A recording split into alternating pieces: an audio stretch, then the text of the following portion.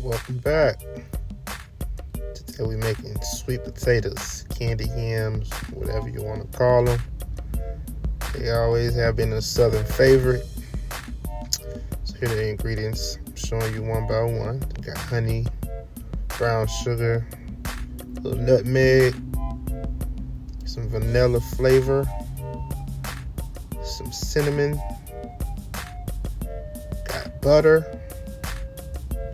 and we got some regular white sugar. Okay. Yeah.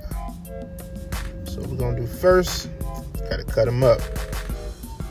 Now, a lot of people make their sweet potatoes different ways. You see sliced ones, you see block ones. Mine's kind of like in between. So you cut them how you want to cut them. That's really up to you on the way you want to, eat your sweet potatoes. You want them bigger, you want them smaller, it's up to you. So we're just gonna cut these up, put them in the pot.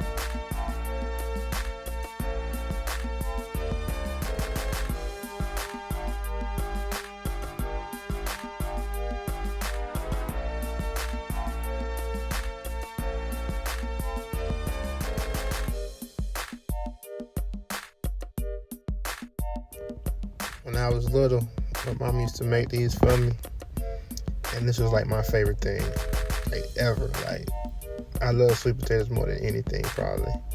So what I would do, I would get me some white bread. And you should try this too. Get you some white bread, and the juice that's from the sweet potatoes, I would dip my white bread in the juice of the sweet potatoes and grab some sweet potatoes with it, and eat it like that. Man, that thing be fire. Also, if you got cornbread with your meal, which normally you will, probably have some collard greens or something like that, some cabbage.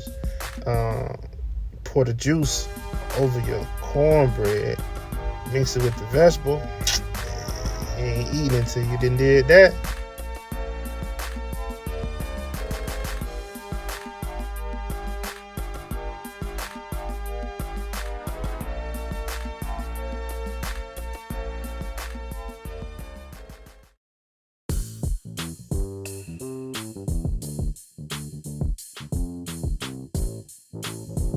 And making sweet potatoes is probably one of the easiest things you can make when it comes down to soul food. It's very simple. That's why this video ain't that long, because it ain't too much you can do.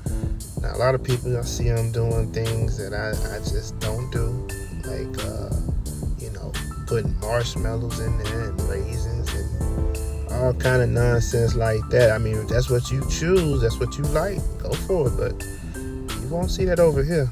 Now, we don't put marshmallows in there. Now, if you're making a souffle, sweet potato souffle, then yeah. But if you're just making some regular sweet potatoes, you're going to either bake in the oven or boil in the pot on the stove. You don't need no marshmallow, man. You definitely don't need no raisins. No nuts or nothing like that. What y'all doing?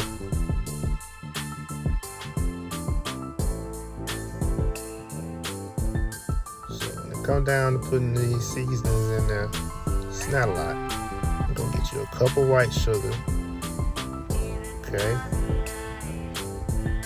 Then you're gonna get you a cup of brown sugar, and I didn't pack it. It's unpacked. Cup of unpacked brown sugar. And I use light brown sugar. The reason why I use light brown sugar, because I don't like my sweet potatoes looking black. And you have all that dark brown sugar, then you got the cinnamon. It make them look really dark. Some people prefer theirs to look like that. I don't. I like mine with the orange glaze to it, And this way you get the orange glaze is when you use light brown sugar. Okay. And so yeah, we used a cup of each one of those. Next, we're gonna go over to the cinnamon. Cinnamon, you can be generous with your cinnamon. Don't overpower it with cinnamon, because then you just have cinnamon potatoes instead of sweet potatoes. But put a decent amount in there. I say, if you want to be on the measuring thing, a good teaspoon. Yeah, teaspoon of cinnamon. With the nutmeg, you ain't gotta put a lot of that. I say like half a teaspoon of nutmeg. Vanilla flavor, you can't really go wrong with that. I say about 2 tablespoons of vanilla flavor. The honey, about a teaspoon of honey. Also, like I said before, soul food really is about the cook, and we really don't measure. But when it comes down to sugary things and stuff like that, I try to make sure I keep a nice measurement on that with the sugar. And at the end of all of that, I put a cup of water. A cup of water helps to generate more juice from your sweet potatoes. And get you a half a stick of butter. Put that on in there. The more sweet potatoes you make, of course, you're going to probably increase these numbers. Cook these on medium for about 45 minutes or until they tender. Put it on, spoil it. You don't got to cook these long, they'll get too soft on you. And voila, that's the end product. These good with pretty much any southern traditional meal, especially with your macaroni and cheese. You mix that up with the macaroni and cheese, some collard greens, some cornbread, any meat, fried chicken, pork chops, neck bones, whatever you choose to eat with these guys, it's going to always be a delight and people will love them.